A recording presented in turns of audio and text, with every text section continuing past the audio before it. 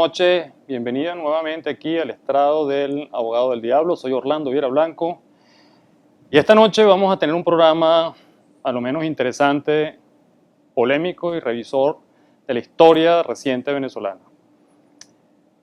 Un programa que pretende tener a lo menos un valor documental. Vamos a colocar un video para ver de qué se trata y ya volvemos con ustedes. Adelante, video. Decretamos constituir un gobierno de transición democrática y unidad nacional de la siguiente forma y bajo los siguientes lineamientos. Se suspende de sus cargos a los diputados principales y suplentes a la Asamblea Nacional. Se destituyen de sus cargos al presidente y demás magistrados del Tribunal Supremo de Justicia, así como al fiscal general de la República, al Contralor General de la República, al Defensor del Pueblo y a los miembros del Consejo Nacional Electoral. Bueno, historia viva del 11 de abril del año 2002. Quien leía en esa oportunidad el denominado Decreto Carmona era el doctor Daniel Romero Matute. Y hoy está con nosotros para debatir con el abogado del diablo, el doctor Daniel Romero Matute. Daniel, bienvenido al estrado del diablo. Muchísimas gracias. Y bueno, esperemos que este reencuentro con la historia sea un repaso objetivo, un repaso ya más sosegado de lo que fue un momento todavía crucial en lo que sigue siendo nuestra reciente historia venezolana. Daniel Romero es abogado, está en el exilio en la ciudad de Miami. Daniel Romero es un hombre que además es politólogo. Estuvo, como ya lo saben, en Venezuela, participando en este evento, que lo primero que me gustaría, entonces, ya entrando en tema, Daniel, es preguntarte qué pasó el 11 de abril, qué sucedió el 11 de abril, qué fue el 11 de abril. El 11 de abril no es otra cosa que el resultado del clamor popular ante los atropellos que se iniciaban en aquel momento, pero que ya estaban dando al traste con la institucionalidad democrática venezolana, y que en aquellos momentos un grupo de jóvenes de todos los sectores nacionales, en todos los rincones del país, vimos como la oportunidad de reenrumbar el país y sacarlo de las garras del sistema totalitario para el cual estaba diseñado el nuevo gobierno. Ahora, haciendo las veces del abogado del diablo, me causa cierto ruido ciertas expresiones. Era el clamor popular. Debemos recordar que el 11 de abril del año 2002, el presidente Chávez tiene 4 años en el poder. Fue elegido constitucionalmente en 1998. Nos fuimos a una reforma constitucional en 1999 con el Congresillo. De eso se produjo una constitución que reconstituyó el Estado, y todo eso fue votado. Todo eso fue votado en elecciones en las cuales en un alto porcentaje, en un 75%, recuerdo, fue promulgada esa constitución. ¿Cuál es el clamor popular del 11 de abril? Y te lo explico. La gente tiene corta memoria y lamentablemente, como decía Joseph Goebbels, el publicista del Tercer Reich de Adolfo Hitler, una mentira repetida 1000 veces se convierte en verdad. Claro que había un clamor popular.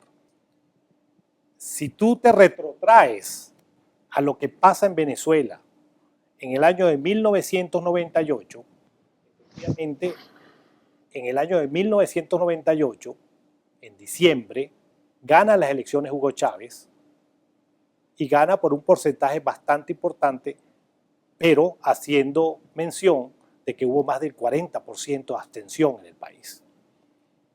Hugo Chávez es el producto de una gran conspiración Pero la llegada de Hugo Chávez al poder tiene antecedentes. Y el antecedente viene precisamente, quizás, un antecedente triste, de uno de los cofundadores de la democracia, que se llamaba Rafael Caldera. Rafael Caldera, quien fue el presidente anterior a Chávez, se monta para su segunda presidencia en una campaña antipartido en Venezuela. Esa campaña antipartido genera lo que comúnmente se le denominaba el chiripero, en donde todos los sectores que se sentían de una u otra forma no considerados o que estaban resentidos o que sencillamente tenían cierto carácter anárquico, se unen para ir en contra de los partidos tradicionales, al punto de que Rafael Caldera prácticamente desaparece su propio partido, que era el Partido Social Cristiano Copeño. Entonces, ese antecedente hace de que hay una rabia en la gente. Es verdad, existía un desazón, porque el manejo de los partidos políticos en muchos casos pues no era el mejor y había una suerte de búsqueda de venganza en contra de los partidos políticos, sobre lo cual se monta Caldera en un discurso antipartido, deslegitimando el instrumento fundamental de cualquier democracia para poder funcionar. La famosa antipolítica. Entonces, es la famosa antipolítica. Ese es el antecedente que lleva a Hugo Chávez a el poder en diciembre del año 98. Cuando yo te hablo del clamor popular, a la gente también se le olvida que Venezuela estaba prendida por los cuatro costados desde el año 2001. Porque el presidente Chávez, porque en ese momento era presidente y había ganado las elecciones bien ganadas, el presidente Chávez se dio a la tarea de empezar a realizar toda una serie de movimientos para no solamente destruir, que ya había acabado con gran parte de la institucionalidad, sino también todo detalle, toda oportunidad de empresa privada en Venezuela. Empezaron a haber invasiones, empezó a haber confiscaciones, empezaron a hacerse una serie de leyes que estaban en contra de lo que nosotros conocíamos como la libre empresa y el mercado como tal, al punto de que decreta un decreto ejecutivo en el año 2001, a finales del año 2001, que es el que genera la primera gran manifestación, que es el paro general de noviembre de 2001, que lidera precisamente Pedro Carmona, siendo a la sazón el presidente de Fedecámara, junto con Carlos Ortega, que era el presidente de la CTV. Entonces, sí había un clamor popular, sí existían manifestaciones de calle en todo el país, había una gran resistencia, porque de otra manera es muy difícil de que se hubiera generado la crisis más importante del principio del siglo XXI en Venezuela, si eso no hubiese sido así. Ahora, muy bien, pero no debemos confundir el clamor y la protesta popular con el poder constituido. Sigo con la pregunta. El decreto Carmona, o el denominado decreto Carmona, ya vamos a discutir sobre el alcance de la expresión, disuelve los poderes, disuelve el Tribunal Supremo de Justicia, disuelve la Asamblea, disuelve al Fiscal General de la República, en fin, todos los poderes del Estado, y quedan disueltos igualmente, a mi entender, gobernadores y alcaldes, de tirios y de troyanos. Te repito, ¿cómo generar un proceso de transición o rescate de esto que has llamado institucional? Entiendo que de la Constitución del 61, habiendo disuelto todos unos poderes que fueron elegidos popularmente. ¿Dónde está el alcance legítimo de, digamos, la emergencia de Carmona, de este decreto y de este movimiento? Bueno, en primer lugar, tenemos que partir de un principio. El decreto no es el decreto de Carmona. Carmona es uno de los actores, sin duda alguna, fundamental, porque iba a ser el presidente de la transición. Carmona es por quien se juramenta por producto de este decreto. Pero el decreto es el decreto que instaura el gobierno de transición nacional entre la violación existente y la vuelta a la institucionalidad. Tú me hablas de la institucionalidad. Repíteme, ¿cuál violación? La violación de la institucionalidad, porque la Constitución del año 99 está montada sobre un acto o un hecho ilícito, írrito, una sentencia írrita, nula de toda nulidad, porque la sentencia que autoriza el referéndum consultivo del año 99 es precisamente una sentencia que no tiene fundamento, porque va en contra de la propia letra de la Constitución de 1961, que, como todos sabemos, estaba vigente desde el año 61 y tenía 40 y tantos años de vigencia, absolutamente legítima, pero a la que se hace caso omiso en cuanto a las disposiciones finales referentes a la enmienda y a la reforma de esa Constitución. Tú hablas del 250 que establece... No, el 250 es un artículo que es, en definitiva, el que nos fundamenta a nosotros para poder efectivamente llevar a cabo el movimiento del 11 de abril y el decreto del 12 de abril de transición, el que nos da la legitimidad a nosotros para poder el 250 de la Constitución del 61. Del 61. Que establece para que poco más o menos termina siendo, en términos un poco distintos, pero básicamente digamos en lo que sería su orientación, un articulado muy parecido a lo que es el artículo 350 de la Constitución del 99. O sea que el 250 era el que existía en la numeración de la Constitución del 61 y el 350 en la del 99. De manera tal de que, basándose en un acto nulo, pues mal podría haber ningún tipo de golpe institucional en contra de esas falsas instituciones que están fundamentadas en una sentencia nula de toda nulidad, porque la Corte establece un criterio que no aparece en ningún lado y que le da una fuerza supraconstitucional. Bueno, en el próximo segmento vamos a hablar sobre el momento, sobre qué sucedió el 11 de abril. Vamos a una pausa y ya volvemos con ustedes.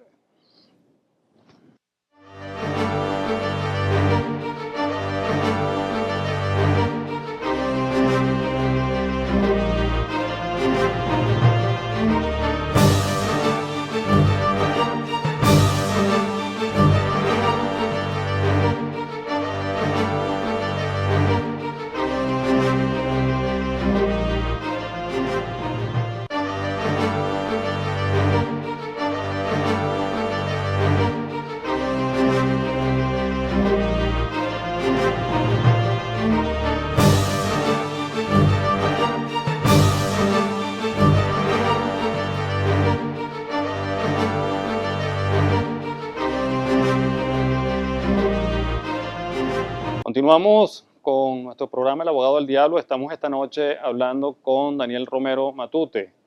Daniel, quedamos en el anterior segmento evaluando un poco los sucesos del 11 de abril, cómo queda aquí el tema institucional.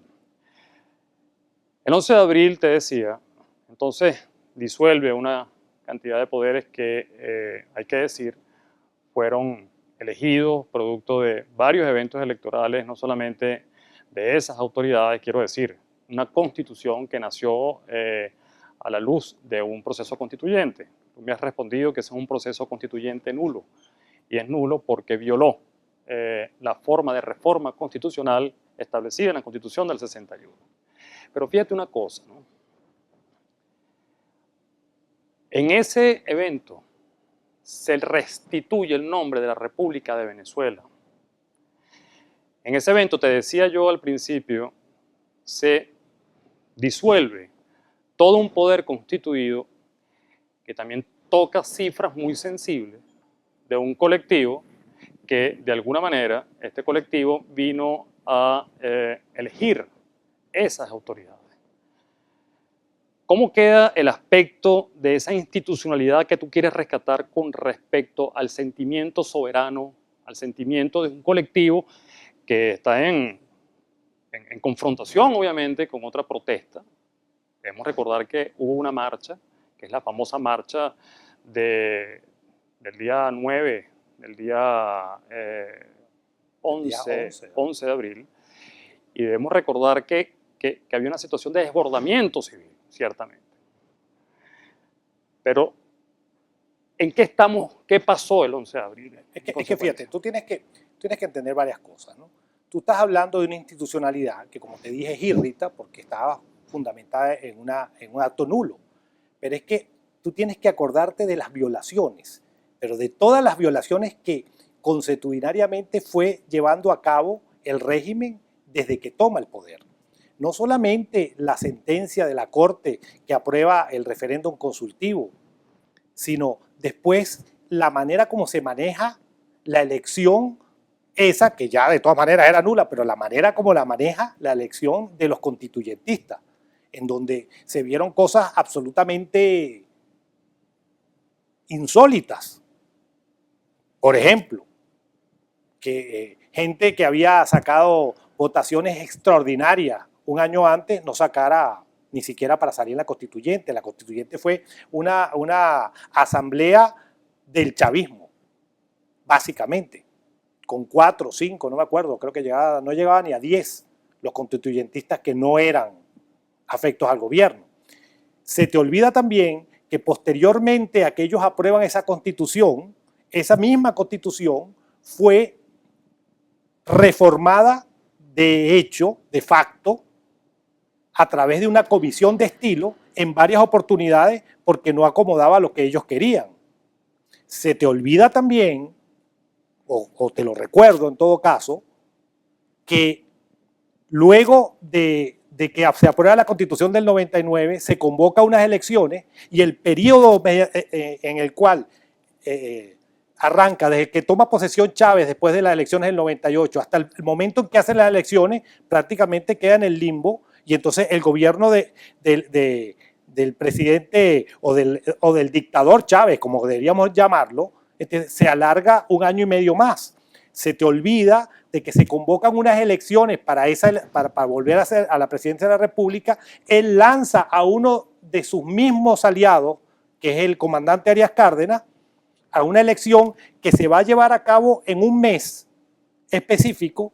Se cierra el registro electoral en base a la ley y a esas elecciones y después no logran montar el aparataje que tenían que montar para poder asegurarse las elecciones, a pesar de que además ya tenían de infiltrado al candidato que supuestamente iba a representar a la oposición, que es hoy día gobernador del chavismo en el estado Zulia, que es Francisco Arias Cárdenas, y entonces tranca el registro electoral y no permite que se inscriben todos aquellos ciudadanos que tenían el derecho de inscribirse, porque las elecciones que iban a ser el 28 de marzo terminan siendo casi en el mes de octubre-noviembre del año 2000. O sea que hay una serie de violaciones, se le ha venido violando los derechos sistemáticamente a la gente, eso sin contar el famoso decreto que genera toda la protesta y la huelga general, la primera gran huelga general que hay en Venezuela, que se da en el mes de noviembre del año 2001. De manera de que hay una situación increciendo en donde se está calentando la calle, en donde la gente se ve atropellada, en donde la corrupción empieza a ser a la desbandada, se crea el famoso Plan Bolívar 2000, o sea que hay una serie de situaciones. Cuando tú me hablas, y recuerdo con mucho orgullo el haber podido ser yo el que dijo esas líneas, cuando me tocó restituir el nombre de la República de Venezuela. Los procesos totalitarios buscan borrar la historia de los pueblos. Si tú te vas hoy en día a buscar información acerca del poder ejecutivo o acerca del poder legislativo venezolano en cualquier institución de Venezuela, no la consigues. Todo existe desde el momento en que Chávez asumió el poder. Si tú te vas a los libros de primaria que hoy en día son los que usan los muchachos venezolanos, la historia de Venezuela prácticamente empieza el día que Hugo Chávez asume el poder.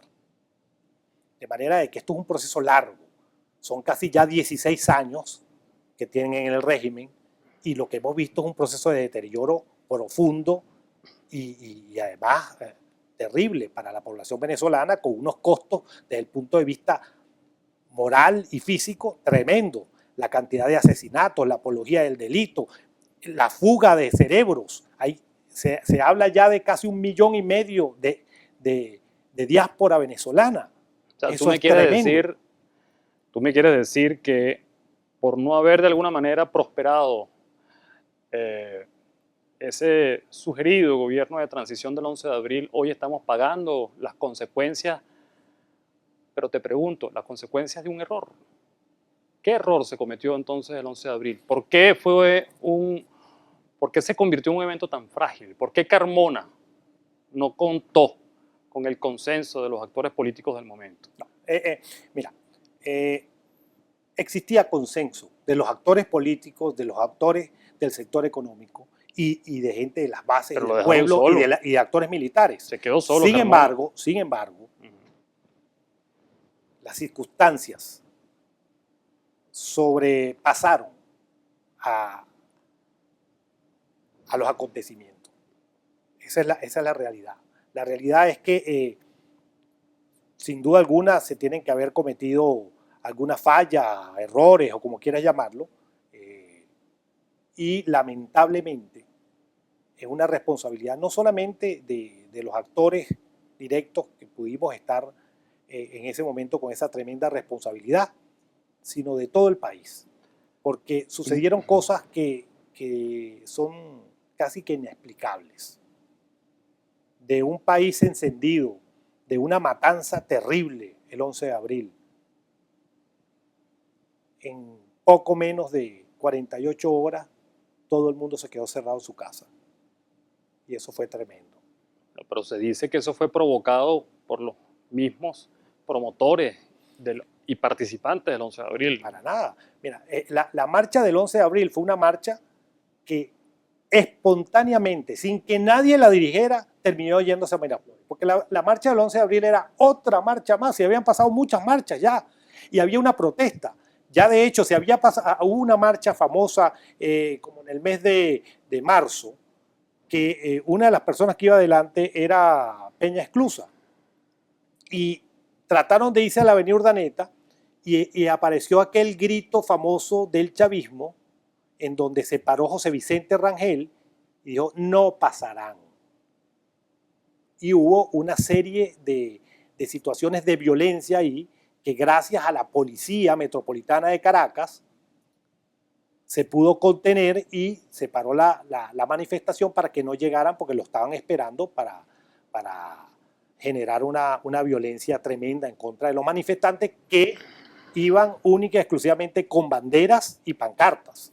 Porque las manifestaciones que nosotros, y cuando hablo nosotros no quiero decir los actores del 11 de abril, que nosotros los venezolanos sacamos a la calle todos, porque eso no se le puede adjudicar a una persona, era todos los venezolanos, fuimos pacíficamente a reaccionar en contra de un régimen que empezó a generar un totalitarismo en Venezuela. De manera pues que no podemos decir de que no había una situación complicada en Venezuela y que no había un clamor popular en contra de todas las medidas que estaba llevando adelante el gobierno de Hugo Chávez. A mí me toca regresar el nombre de República de Venezuela a nuestro país, porque llegó inclusive al punto de quitarnos el nombre y hablar de República Bolivariana para generar una diferencia. Luego también entonces termina modificando el escudo y termina inclusive modificando la bandera, agregándole una estrella. Ese paisito que creó Hugo Chávez, ese paisito de las 8 estrellas, ese paisito del caballo mirando hacia la izquierda, ese no es mi país. Mi país se llama República de Venezuela. Yo tengo una bandera tricolor de 7 estrellas y tengo un caballo en mi escudo que mira hacia la derecha. Esa es mi Venezuela y por esa Venezuela peleé y sigo peleando. En el próximo segmento vamos a hablar de qué diferencia hay entre el golpe de Estado de Hugo Chávez de 1992 y qué diferencia hay entre los eventos relacionados al 11 de abril del año 2002. Amigos, ya venimos. Es Daniel Romero Matute, aquí en el estrado del Abogado del Diablo. No se aparten de nuestro lado.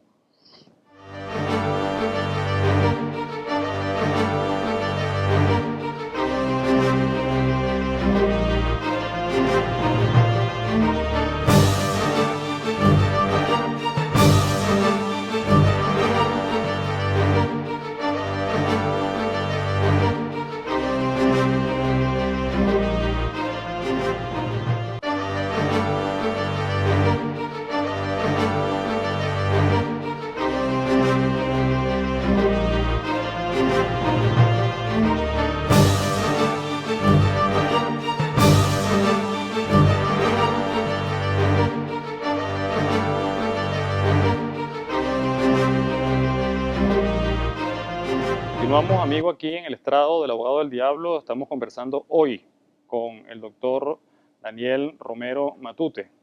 Daniel, en el segmento anterior te preguntaba qué diferencias hay entre el golpe de Estado de 1992 y los eventos del 11 de abril. Cuando el presidente Chávez en vida se le preguntaba sobre ese movimiento, él hablaba que era una insurgencia militar en contra de unos poderes corruptos que habían desviado realmente, digamos, los destinos de la República. Sin embargo, yo creo que hoy el propio chavismo reconoce que se trató de un golpe de Estado.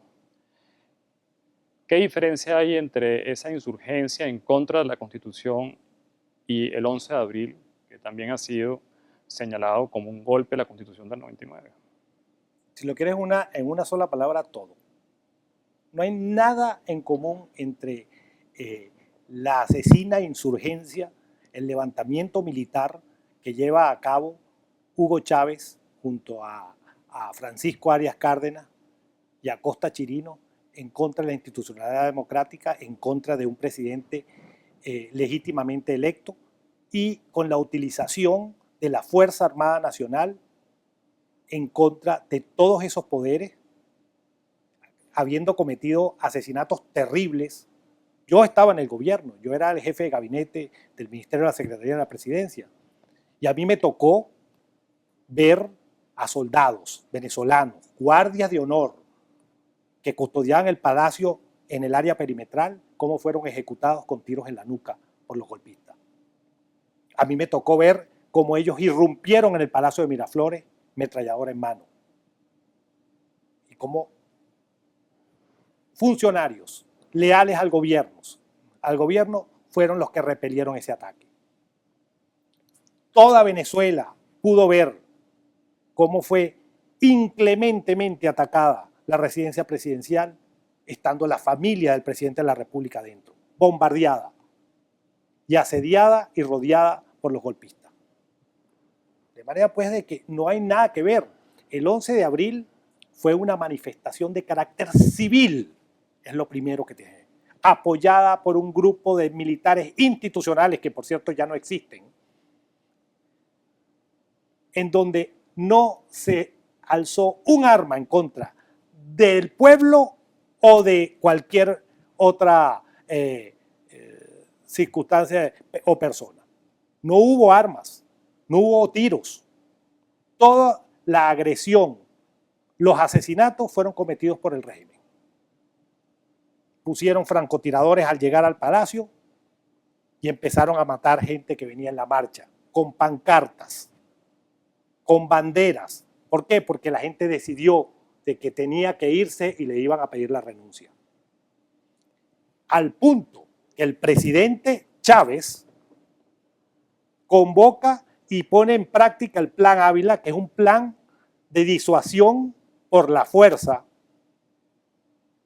de la manifestación, y manda sacar al grupo de tanques que estaba en el Fuerte Tiuna para que fuera a reprimir directamente con el ejército, con armas, no con bombas lacrimógenas ni con rolo, a la manifestación de hombres, mujeres, niños que habían ido a pedirle la renuncia. De manera de que no hay nada que comparar entre un alzamiento militar absolutamente violento, en donde se iba en contra de las instituciones, alegando que porque existía un gobierno corrupto. Yo creo que el tiempo ha dado la verdad sin necesidad de decirla. De corrupción hemos visto mucho en estos casi 16 años. Voy a hacerte una serie de preguntas que le llamamos las diabluras. Y con respuestas cortas, voy a tratar de que me des una reflexión sobre lo que viene a tu mente cuando te digo cada una de estas personas o circunstancias. Pedro Carmona. El hombre del momento. ¿Por qué Pedro Carmona? Porque era el hombre del momento. ¿Traicionaron a Pedro Carmona? ¿Traicionó Pedro Carmona al movimiento? Yo creo que no, sencillamente siendo el hombre del momento, no era el hombre adecuado. ¿Por qué no era el hombre adecuado, Daniel? Bueno, porque son circunstancias políticas de mucha valía, complicadas. Y el doctor Carmona, a quien le tengo un gran respeto y aprecio, era un hombre con una profunda convicción democrática, con una gran voluntad, se prestó para poner su nombre al frente de las cosas, pero era un hombre con experiencia gremialista, con experiencia diplomática, más no un hombre propiamente de gobierno, y esa era una situación pues de mucha complicación. La renuncia. Creo que es evidente. ¿Renunció Chávez?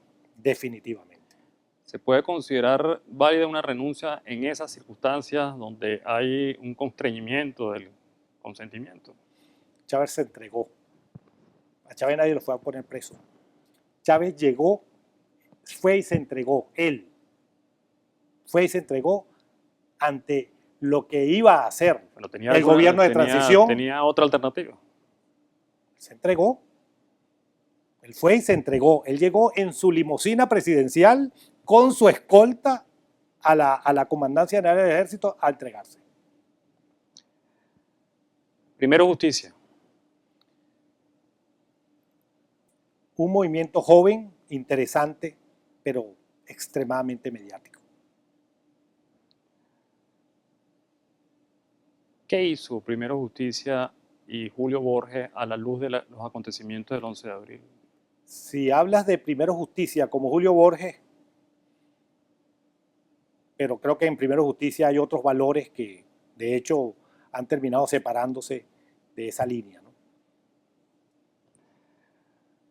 Bueno, creo que lo has dicho todo. Acción Democrática.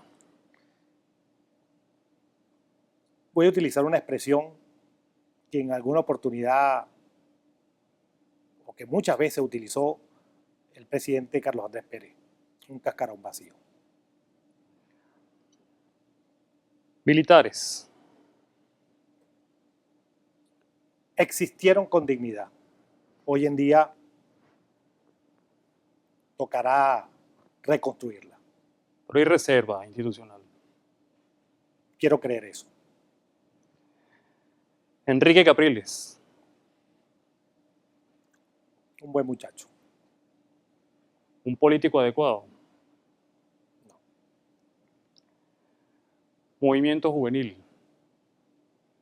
Un baluarte que siempre estuvo con nosotros. El primer acto de desobediencia contundente antes del 11 de abril fue el 10 de abril, se tomó la Universidad Central de Venezuela y se declaró territorio liberado por los estudiantes. Leopoldo López. Valiente, madurando. Debió entregarse. Es una decisión personal, yo no lo hubiera hecho.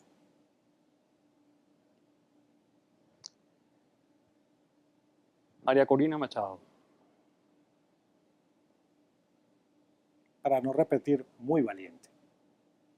muy valiente, muy útil.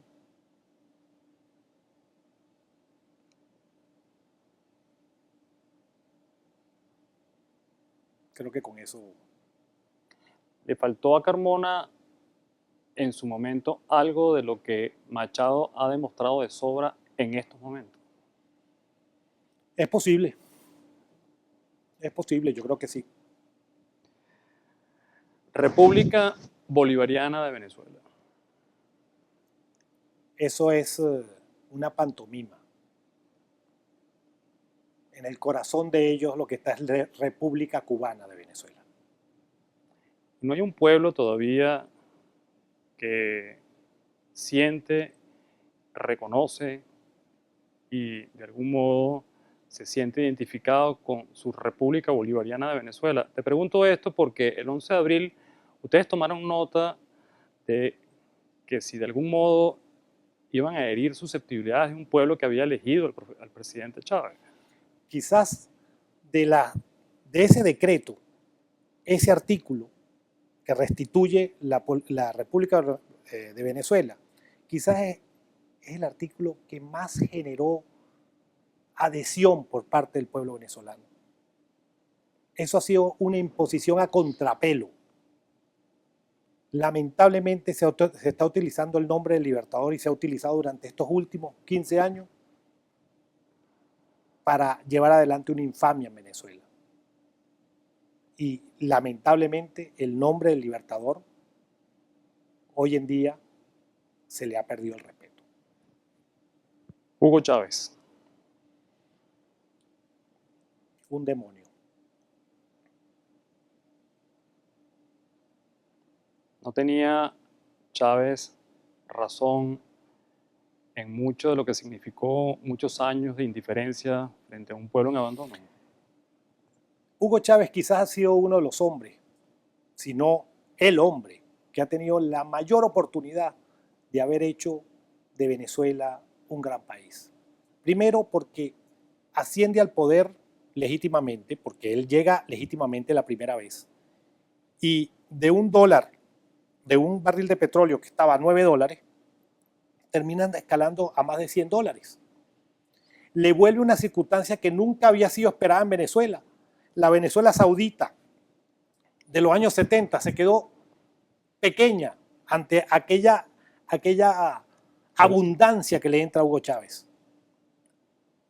Y sin embargo, Venezuela hoy en día tiene los peores scores en el Latinobarómetro. Venezuela está en todas las listas negras del mundo, desde el punto de vista financiero, desde el punto de vista de salud, desde el punto de vista económico, desde el punto de vista político, desde el punto de vista de los derechos humanos, desde el punto de vista de la delincuencia.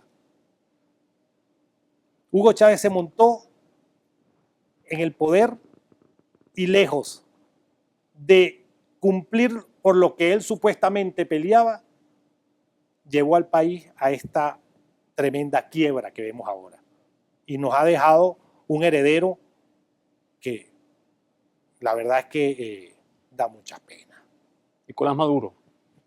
Sí, el señor Maduro, sí. ¿Qué te viene a la mente cuando te digo el nombre del presidente Nicolás Maduro? Un asno.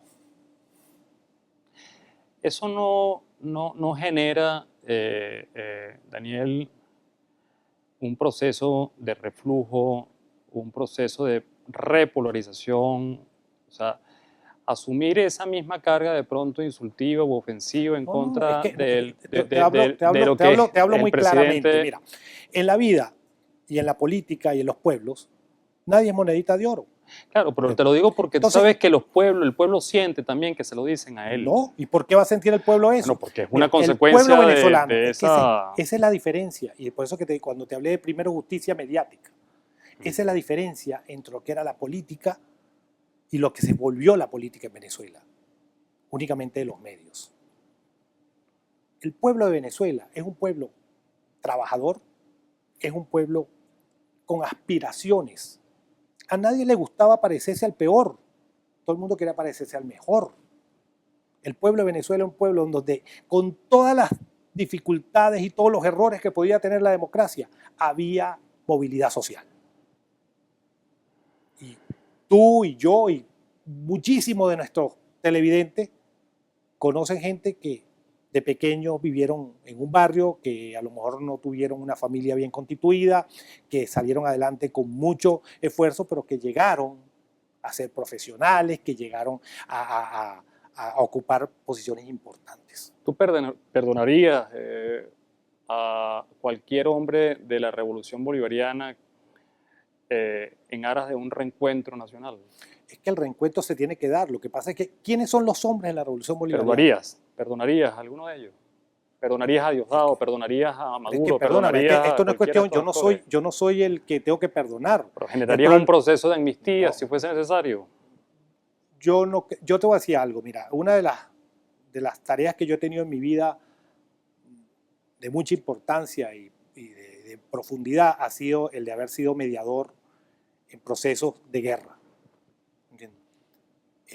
Y tuve papel que cumplir tanto en Centroamérica como en Colombia como mediador y como garante de la vida de los guerrilleros que estaban negociando. Y te voy a decir algo con absoluta responsabilidad. La impunidad es la madre de todos los males. Estos señores que tú me estás nombrando, pues me estás nombrando icónicos del chavismo, están incursos en delitos de lesa humanidad, están incursos en narcotráfico, están incursos en asesinato, están incursos en robo al fisco nacional. Yo no soy quien para perdonarlos o no perdonarlos. Tienen que ser llevados a procesos judiciales y ser juzgados para que cumplan y respondan ante los hechos delictivos que han realizado durante todos estos años. Para terminar el segmento en 20 segundos, el exilio. Muy duro. ¿Regresarías a Venezuela? Definitivamente, pero en las condiciones que hay que regresar. Tenemos que sacarlos. Y para que te quede esa, hay una frase, y te lo vuelvo a mencionar, del presidente Pérez, que me dijo hace muchos años: a los dictadores no se les pide que se vayan, se les echa. Bueno, con estas reflexiones del doctor Daniel Romero, vamos a un corte y venimos en unos segundos. No se aparten de nuestro lado.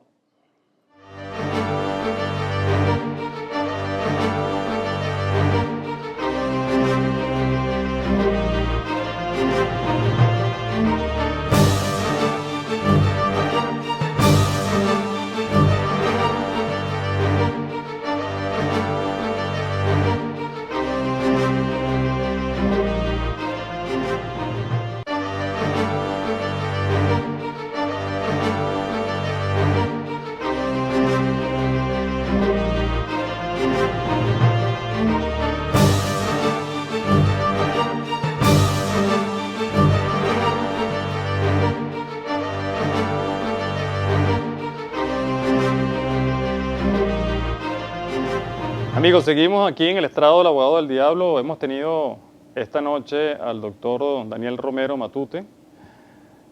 Hemos dicho al principio del programa que el programa pretendía tener un valor documental porque estamos hablando con un actor que es historia viva de lo que ocurrió en el país y quiero ir un poco a esto de historia viva. ¿Te arrepientes de algo? ¿Tienes algo que reflexionar sobre esos hechos del 11 de abril? Que si una máquina del tiempo, si yo tuviese el poder de retroceder en el tiempo nuevamente al 11 de abril, ¿qué hubieses dejado de hacer o qué hubieses hecho en otra dirección? ¿Qué hubiese hecho yo o qué creo que ha debido hacerse? Igual. Mira, en cuanto a lo que fue mi participación en todo, creo que cumplí, no me arrepiento de nada y lo volvería a hacer.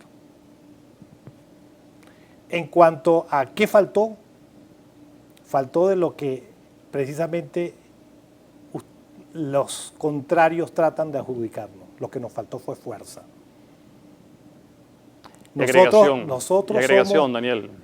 Nosotros somos, y toda la gente que está involucrada en esta, éramos civiles, criados en la democracia, creyentes de la democracia, ejercitantes de la democracia, y no estábamos en el plan de venir a atropellar, sino sencillamente de restituir la constitucionalidad, de restituir las instituciones, de crear de nuevo un futuro para el país y de, obviamente, hacer cumplir las leyes, lo cual implicaba necesariamente que respondieran por todos los delitos que habían hecho estos señores, pero jamás a perseguir.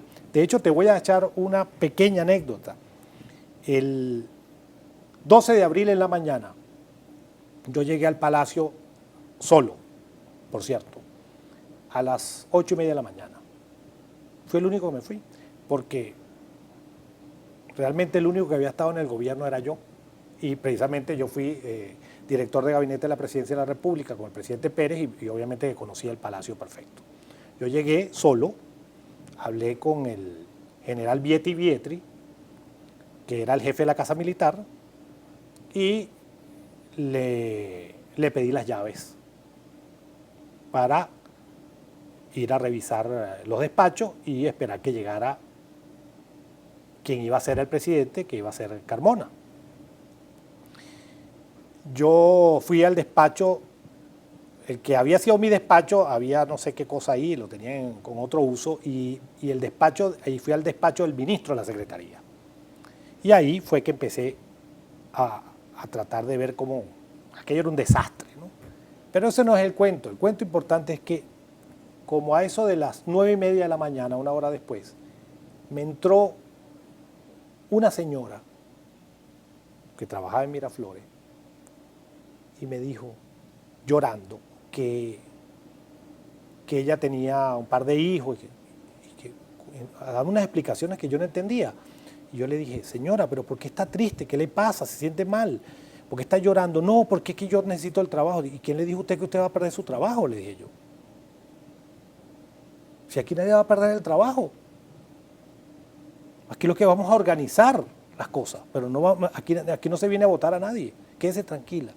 Y esa señora le volvió el alma, porque a ella le habían dicho de que nosotros llegábamos, los oligarcas, los godos, todas esas cosas que nos decían, los escuálidos, que íbamos a llegar a votar a la gente y no sé, mentira, nada que ver.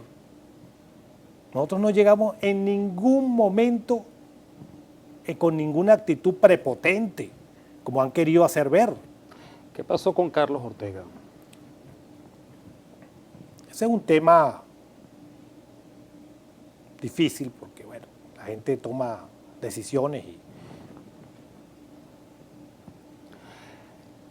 Mira, yo lo que estoy viendo con un actor presencial de primera fila del 11 de abril es que se cumple una vez más la tesis de la desagregación política. La tesis muy típica del venezolano de tener poco sentido de compromiso. A veces tenemos poco sentido de compromiso, más en momentos tan delicados para la reconducción de la República. O sea que te lo puedo decir, soy yo, que después todo el mundo dijo yo no fui. 300 y tantas personas firmaron el decreto y después nadie dijeron que los habían engañado. Bueno, porque entiendo que tú debes estar en este momento sí, después no, de... eso no, pero eso es una cosa que uno tiene que aceptarla como tal. La gente, bueno, hay que ver el nivel de manipulación y de pánico que le han metido a la gente en Venezuela, esta gente. Ahora, Daniel, perdóname un poco lo personal, pero han transcurrido ya 12 años y has estado 12 años en el exilio. Tus hijos prácticamente no conocen el país. No lo conocen. Y entiendo que tú casi que has vivido lo peor de los dos mundos. Porque por un lado, obviamente, los sectores del chavismo no te deben preservar ningún afecto, pero también los sectores de la oposición, creo que has vivido y sufrido de mucha soledad, de mucho abandono. ¿Quién es Daniel Romero hoy?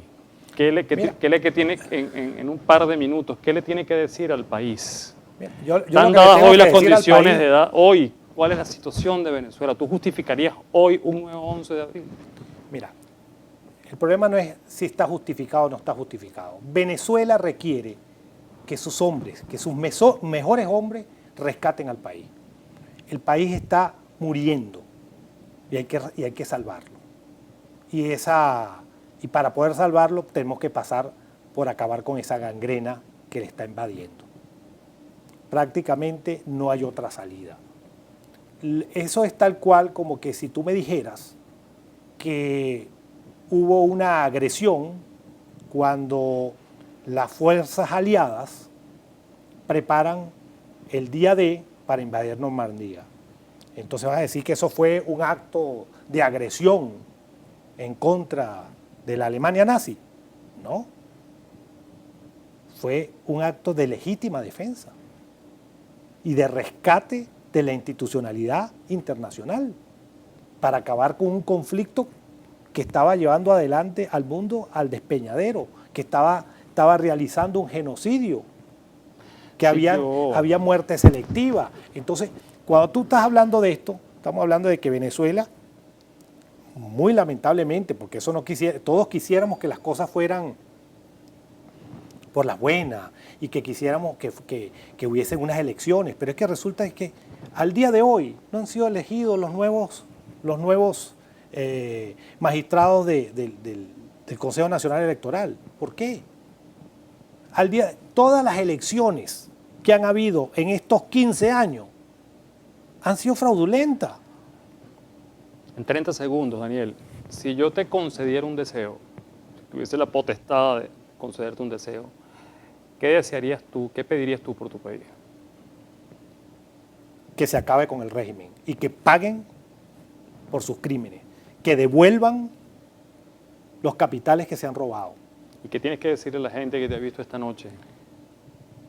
¿Qué tengo que decirle? Que sencillamente pues aquí continúo en pie de lucha dentro de la medida de las posibilidades que nos da el vivir en un país extraño y tener que volver a nacer, pero en todo caso con un gran optimismo, el optimismo de que siempre hay reservas morales y lo que necesitamos es decisión. Y los muchachos, esos muchachos que hoy parecen que han sido inútiles sus muertes, esos 40 muchachos que mataron, 41, esos muchachos no pueden quedar en vano, esas muertes no pueden ser en vano. Y yo le pido al pueblo de Venezuela que le exija a los que se hacen llamar dirigentes en este momento de que asuman el rol que tienen que asumir. Y el rol que tienen que asumir tiene riesgos y tiene peligro. Pero o rescatamos a Venezuela o todavía podemos ir peor. Eso es lo que yo le diría a Venezuela. Hay esperanza. Siempre hay esperanza. Y tenemos muchos valores. Y hemos demostrado en este exilio casi 1,5 millones de exilados. No exilados propiamente, pero en todo caso una diáspora de 1,5 millones de personas que está en diversos países del mundo. De que los venezolanos somos buenos, somos trabajadores. Los estudiantes de los Estados Unidos, los muchachos que salieron de Venezuela, aquí son alumnos excelentes en todos los colegios y en las universidades. Hay talento de sobra. Un talento extraordinario de exportación, pero es que no lo estamos exportando, lo estamos perdiendo. En el Canadá, en la región de Alberta, eso era un pueblo. Hoy en día hay una ciudad hecha por los venezolanos, por esa gente, por esos técnicos de PDVSA. Y mientras tanto, el país cayéndose a pedacitos. Las reservas las liquidaron. No se producen ni siquiera 2.500.000 barriles diarios de petróleo.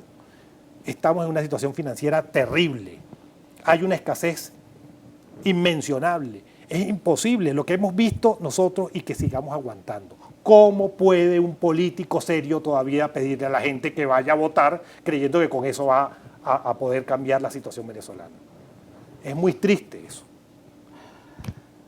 Daniel, se nos fue el tiempo, pasó volando. Yo te quiero agradecer que hayas tenido el gesto de venir hoy aquí con nosotros al estrado del abogado del diablo. resulta a lo mínimo sumamente elocuente escuchar a viva voz la lucha de un venezolano en el exilio que estuvo en eventos sumamente complicados en un momento en el cual el país desde aquel momento ha continuado al garete. Gracias nuevamente por haber venido hoy a nuestro La estrado. verdad que muchas gracias. Y bueno, que siga viva la esperanza. No, la esperanza está Queda viva, más. seguimos trabajando, seguimos haciendo las cosas y lo que necesitamos es unirnos y restiarnos. Así es. Eso es. Gracias, Romero. Gracias. Amigo, ha sido una entrega más del Abogado del Diablo. Los esperamos para una nueva oportunidad. Buenas noches.